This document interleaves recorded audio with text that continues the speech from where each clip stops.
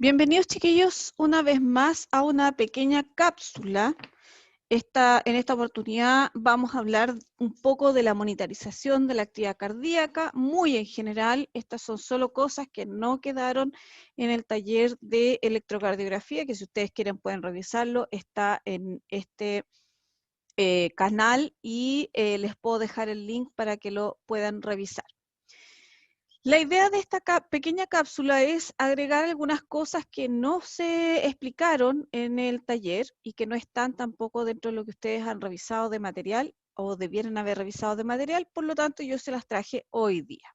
Muy simple, muy sencillo y muy corto. Vamos a ver dos grandes temas. El primero es electrocardiografía y el segundo es monitorización por telemetría. Y en este caso, la electrocardiografía, yo no me voy a detener en explicar qué es un electrocardiograma, cómo se toma, las derivadas, etcétera, etcétera, ni tampoco la onda cardíaca, porque eso ya lo revisamos en una oportunidad anterior, sino que voy a hablar respecto a formas de electrocardiografiar o de tomar la electrocardiografía que son distintas a las que vimos ese día. Y en relación a la monitorización, simplemente hablar un poco en relación a los monitores y no al monitor en sí, eso lo vamos a ver en otra oportunidad, y hablar también de las disritmias que pudieran tener los pacientes. Vamos a partir entonces con un resumen de la electrocardiografía, y esto ustedes ya lo saben, que corresponde a un método diagnóstico para las disritmias, o sea, es la forma con la que uno puede diagnosticar disritmias, y consiste simplemente en la colocación de electrodos en la piel del paciente para medir la actividad eléctrica cardíaca. Y esa información que se recoge se muestra en una configuración en forma de ondas. Y habitualmente a uno le entregan un papelito, ¿no es cierto?, que nos permite revisar con mayor detención. Aquí viene lo que no conversamos la vez anterior. En relación a las derivaciones, el número y la colocación de los electrodos van a depender de los aspectos que se quiera analizar del paciente. O sea, es decir, generalmente esta clase de monitoreo comprende 3, 5 o 12 derivaciones y en general la derivación que más utilizamos es la D2, por lo tanto hay que tener precaución que la D2 sea siempre un poquito más larga para poder analizar mejor ese trazado, ¿ya? Ustedes conocieron solo el electrocardiograma de 12 derivaciones, pero también podemos tener monitorización con 3 electrodos o con 5 electrodos. Y eso es un poco lo que les traigo hoy día. El sistema de 3 conductores o electrodos, como ustedes quieran llamarlo, ¿no es cierto?, está representado aquí, ¿no es cierto? Esta es una de las formas en que se usan los electrodos. Si ustedes trabajan en unidades de alta complejidad, ustedes se van a dar cuenta que no siempre están puestos de esta manera y ya les voy a explicar por qué. En este caso, el electrodo negativo va en el hombro derecho, debajo de la clavícula, que sería el rojo. El electrodo que va a tierra se coloca en el hombro izquierdo, también debajo de la clavícula, ¿no es cierto? Y el electrodo positivo en la parte inferior izquierda del torso, casi siempre bajo la parrilla costal, ¿ya? De esta configuración simple, original, que yo les estoy mostrando, es la más habitual, existen distintas configuraciones también que les pueden pedir en algún minuto y no se extrañen porque eso ocurra cuando ustedes ya tengan más tiempo trabajando, les van a pedir otro tipo de configuraciones. El sistema de 5 electrodos lo que va a hacer es monitorizar la D1, D2, D3, el ABR, ABL, ABF y además una derivación precordial colocando el electrodo blanco en la ubicación de la derivación precordial que CDC. ¿Cómo se ponen estos electrodos? Aquí los tenemos, el rojo, ¿no es cierto? Aquí les voy a hacer con una flechita, aquí no les hice flechita. El rojo, entonces, vamos a tener que va en el hombro derecho, el amarillo que va debajo del hombro izquierdo, que es igual, el verde que va en la parte inferior del abdomen, aquí está con colores, no dice cuál es cuál, el negro, parte derecha del abdomen, ¿no es cierto? Es como las derivadas de los hombros, de los brazos y las piernas, y este que es el blanco, que este es el que se mueve, acá se los voy a marcar con otro color, el blanco, que es el que se mueve, ¿no es cierto?, es el que nosotros vamos a estar cambiando para poder obtener la visión, ¿no es cierto?, de todas las distintas precordiales. Ya puede ser B1, B2, B3, B4, B5, B6, este es B5 y B6 que estaría como por este lado. ¿Ya? Por lo tanto, esta de aquí, esa de ahí, esa derivación, es la que eventualmente pudieran ustedes mover para cuando necesiten, ¿no es cierto?, tener distintas derivaciones y van a poder tener todas las posiciones habituales, ¿no es cierto?, del electrocardiograma de 12 derivaciones. ¿Cuándo se usan estas formas de monitorizar? Bueno, hay distintas opciones, puede ser cuando es monitoreo continuo, ¿no es cierto? Este es el que más se utiliza para el monitoreo continuo, el de 5 electrodos. Puede ser, por ejemplo, para un test de esfuerzo, que ya lo vamos a ver más adelante, o puede ser para alguna otra situación particular, como un traslado o alguna cosa particular. El sistema de 12 derivaciones, que ustedes ya lo vieron largo y tendido en el video del taller de electrocardiografía, aquí están las derivaciones, ¿no es cierto? Y acá tenemos 12 derivaciones, que sería 1, 2, 3, 4, 5, 6, 7, 8, 9, 10, y nos faltarían las otras dos, que serían las que se arman con el resto de los electrodos. ¿Ya? Pero básicamente el que ustedes más utilizan es el que tiene 6 derivaciones precordiales y que además tiene los 4 electrodos, digamos que serían, y que da al final 12 derivaciones completas. ¿Ya? Aquí viene algo importante. Las formas de poner los electrodos van a depender, ¿no es cierto?, de el objetivo específico que quieran medir. Esto ya es más avanzado, no me interesa que se lo aprendan, pero quiero que lo sepan porque en algún minuto se van a enfrentar a esto y no van a tener idea de lo que les están hablando. ¿Ya? Para cada uno de los sistemas, el de 3, el de 5 y el de 12 derivaciones, existen formas diferentes de colocar los electrodos dependiendo de lo que a ustedes les estén pidiendo. Por ejemplo, para el de 12 derivaciones es a veces habitual que les digan, tómeme un electrocardiograma a derecha. Entonces, todos los electrodos que usted puso para un lado, los va a tener que poner para el otro lado, y lo que quieren ver ahí es cómo el corazón a veces se utiliza también cuando los pacientes están con el corazón al otro lado, digamos más hacia el otro lado, y con una dextrocardia que se llama, o para verificar otras condiciones que no son materia de este curso. Acá yo les traigo un ejemplo muy concreto que ustedes lo pueden buscar fácilmente en internet, que es el MCL1, ¿no es cierto?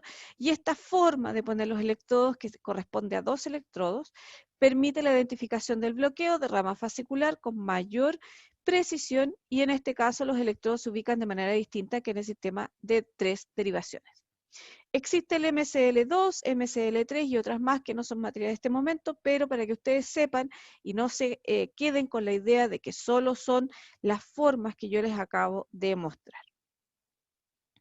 En el caso de la monitorización por telemetría, ya corresponde a lo que ocurre habitualmente en las unidades de alta complejidad, donde vamos a tener a un paciente conectado en forma permanente a un monitoreo, ¿no es cierto?, que se recoge en un monitor remoto. ¿Ya? Habitualmente en las unidades de alta complejidad vamos a tener una serie de monitores cardíacos con los nombres de los pacientes, ¿no es cierto?, las camas, y que van a estar permanentemente mostrándonos el trazado electrocardiográfico de ese paciente. La información aparece de igual manera que un electrocardiograma, pero a diferencia de que se muestra, ¿no es cierto?, en una pantalla, ¿ya? O pudiera eventualmente también, cuando se hace un Holter, que es la monitorización de 24 horas a un paciente para detectar justamente arritmias, se va a imprimir, ¿no es cierto?, en un papel continuo, donde se muestra el ritmo en forma de ondas, complejos e intervalos. ¿Ya? El resultado, como yo les explicaba, sobre todo para el Holter, queda impreso en un papel especial, ¿no es cierto?, donde cada cuadrado pequeño, esto ya lo vieron, representa 0,04 segundos o 0,4 milisegundos, y cada cuadrado grande representa 0,2 segundos o 200 milisegundos, ¿ya? Eso ya lo vimos, esto también lo vimos, aquí está el complejo completo, ¿no es cierto? La onda cardíaca completa, ¿no es cierto? Con la onda P, que es la primera, que nos indica la despolarización o el comienzo del impulso nervioso desde el nodo, el nodo auricular. Por lo tanto, viene la onda P, ¿no es cierto? El segmento PR, que es este de acá, la onda Q, que es abajo, RS, ST, ¿no es cierto? Que es el complejo acá, lo que está marcadito, y por eso se los traje porque está bastante detallado, ¿ya? Y después la onda T, que habitualmente es la que nos indica que termina el primer ciclo cardíaco. Recuerden que para medir la frecuencia usábamos las ondas P o las ondas R, ¿ya? Dependiendo de lo que nosotros quisiéramos medir. Generalmente se usa entre R y R, ¿de acuerdo? Y acá nos va a indicar el intervalo entre PS, ¿no es cierto? O sea, desde aquí hasta acá, nos va a indicar la sístole, y de la S a el fin de la T, que está aquí, ¿no es cierto? Nos va a indicar la diástole, ¿ya? Por lo tanto, esto, chiquillos, no es más ciencia de lo que ya hemos visto, así que lo voy a pasar, pero hay cosas importantes que ustedes se tienen que recordar en relación al trazado, y una de ellas es que un intervalo ST muy reducido o excesivamente elevado o supradesnivel, ¿no es cierto?, que es el elevado, es signo de isquemia del tejido o probable infarto. Y eso es lo que ustedes tienen que buscar generalmente en un electrocardiograma, ¿ya? Acá está en la onda P, P está ahí muy chiquitita, Q, la Q prácticamente no está, R, la S casi no se ve, y la T es un supradesnivel importante acá o elevación, ¿no es cierto?, del segmento ST, que está aquí, y acá está totalmente hacia abajo, que está en el fondo muy reducido. Aquí está la P, ¿no es cierto? PQ está ahí, R, S y ST está bastante reducido, ¿ya? Y aquí está la onda T, que está bastante elevada, ¿ya? Y eso es signo característico de un infarto. Existen otras formas también de reconocer de una manera más fácil, si ustedes quieren, las alteraciones del ritmo, que son los latidos ectópicos, ¿no es cierto? Y que nos van a indicar que el latido no comenzó en el nodo sinoauricular, sino que puede haber partido directamente en las aurículas o en partes de la unión o directamente en los ventrículos. Cuando decimos que es auricular, corresponde a estas patologías que yo les traje acá, que son la contracción auricular prematura, la taquicardia paroxística, la fibrilación auricular, el aleteo o flutter auricular. Y en este caso la onda P es de morfología variable, puede que esté muy elevada o muy abajo. El intervalo PR es variable, el QRS es angosto, pero puede ser ancho, y tras un latido ectópico siempre existe una pausa compensadora, ¿no es cierto?, que puede ser completa o incompleta. En el caso de trastornos de la unión, ¿no es cierto?, se encuentra digamos, el comienzo de la actividad eléctrica, se encuentra tanto en la unión del nodo aurículo-ventricular y la aurícula, como en la unión del nodo aurículo-ventricular y el haz de His. O sea, desde más abajo del nodo sinusal hasta el haz de His. Y en este caso el QRS es angosto, la onda P puede ubicarse, está mal escrito ahí, delante, entre o después del QRS, la actividad auricular es retrógrada, ¿no es cierto? Generalmente es negativa, o se da hacia la cara inferior, y puede bloquearse o conducir con aberrancia. estas faltas de ortografía no son mías, chiquillos, esto está tomado de otra infografía que pillé por ahí, por si acaso. Cuando el problema es a la altura de los ventrículos, el comienzo de la actividad eléctrica se produce cuando el impulso ocurre desde el marcapaso ventricular o desde las zonas más bajas, como la red de Purkinje, y aquí en este caso hay una ausencia de la onda P o esta es retrógrada, ¿no es cierto? Puede ser hacia el otro lado. Se clasifica según la duración en QRS angosto, que nace de las ramas de las de His y divisiones de la rama izquierda.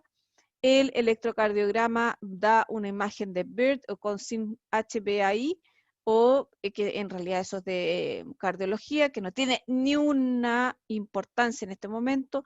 Hay un QRS ancho, ¿no es cierto?, cuando nacen de la red de Purkinje o del miocardio ventricular. Y nuevamente el electrocardiograma tiene ciertas características particulares, ¿ya? Que esta parte de acá les voy a mostrar lo que no me interesa que se aprendan y que en realidad yo lo tomé porque estaba descrito bastante bien, pero esta parte que habla del electrocardiograma, no sé qué, eso olvídenlo, chiquillos. Me interesa que entendamos que cuando es ventricular va a depender, ¿no es cierto?, que puede nacer desde las ramas de las de His o las divisiones de la rama izquierda, o nacen de la red de Purkinje o el miocardio ventricular, ¿ya? Eso es todo lo que me interesa para este nivel. Y con eso, chiquillos, terminamos esta mini cápsula complementaria al taller de electrocardiografía, que en algún minuto les va a servir entender, ¿no es cierto?, que tenemos más formas de poner los electrodos, que hay más formas de monitorizar a los pacientes y que no siempre son la misma cantidad de electrodos y tienen que entender, se pueden enfrentar a eso en algún minuto en el futuro.